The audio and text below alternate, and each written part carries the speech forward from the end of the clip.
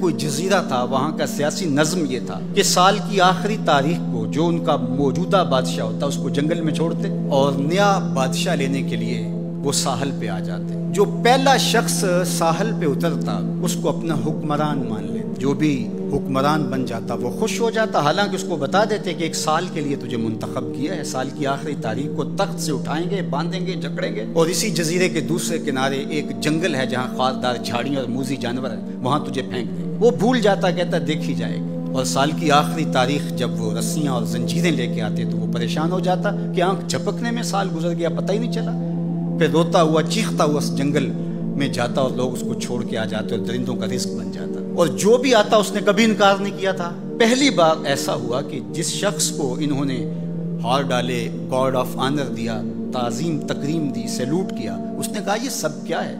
کہا کہ آج کے بعد تو ہمارا حکمران ہے۔ کہا میں تو امور سلطنت نہیں جانتا، میں تو تاجر آدمی ہوں، چیزیں بیچنے آیا ہوں۔ کہا کہ ہمارا اصول یہی ہے کہ سال کی پہلی تاریخ کو پہلا شخص جو جزیرے پہ قدم رکھتا ہے وہ ہمارا حکمران ہوتا ہے۔ اس نے کہا میں تو امور سلطنت کو نہیں جانتا، تو یہ کس طرح ذمہ داری قبول کر سکتا ہوں؟ انہوں نے کہا کہ تمہیں کرنا ہوگی، اس کے علاوہ کوئی راستہ نہیں ہے، ہمارا یہ قانون ہے، ضابطہ ہے، اور یہ بھی بتا دیں کہ سال کی آخری تاریخ کو تجھے اسی جنگل کے دوسرے کنارے چھوڑائیں گے جہاں موذی جانوروں کا رین بسیرا ہے۔ تو اس نے کہا اگر انجام اتنا دردناک اور خطرناک ہے پھر تو میں بالکل جانے کے لیے تیار نہیں ہوں۔ انہوں نے کہا تو چاہے نہ چاہے باندھ کے بھی تخت پہ بٹھانا پڑا تمہیں بٹھائیں گے۔ اس نے کہا اچھا مجھے یہ بتاؤ کہ سال بعد میری بات مانو گے یا نہیں؟ انہوں نے کہا کہ ہاں، قانون میں تو ترمیم نہیں کر پائے گا، لیکن یہ ہوگا کہ تیرے انتظامی حکم ہم ماننے پہ مجبور ہوں۔ اس نے کہا ٹھیک ہے، میں تمہارا حکمران بننے کے لیے تیار ہوں۔ رومی بولتے ہیں کہ جب بھی کوئی شخص تخت نشین ہوتا تو وہ بھول جاتا کہ میرے 7 سال کی آخری تاریخ میں کیا ہونے والا ہے۔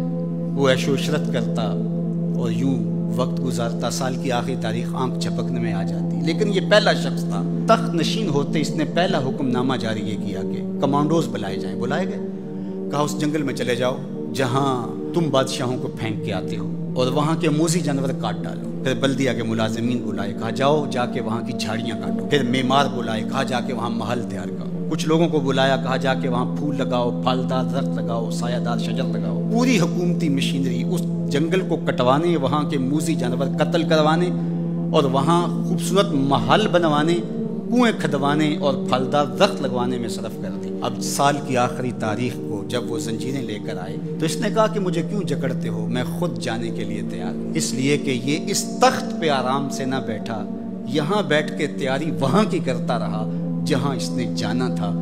کافر اور فاسق دنیا کے تخت پہ عیش کرتا ہے، بھول جاتا ہے کہ میں نے کہاں جانا ہے، اور صالح مومن اس تخت پہ آرام سے نہیں بیٹھتا، جہاں جانا ہے اس کے لیے تیاری کرتا رہتا ہے۔ اور جب جنازہ اٹھتا ہے تو وہ کہتا ہے اجلوا بی ولا تؤخروا بی، دیر نہ کرو، مجھے جلدی لے جاؤ، میرا تو وہاں انتظار ہو رہا ہے۔ اور پھر جب وہ وہاں پہنچتا ہے تو القبر روضۃ من ریاض الجنہ، وہ جنت کے باغوں میں سے باغ بن چکی ہوتی ہے۔ وہ سارے تھور، ساری جھاڑیاں، ساری آگ اور وہاں کے سارے بھڑکتے ہوئے شعلے بجھا چکا ہوتا ہے، اپنے اعمال کے لشکر بھیج کے۔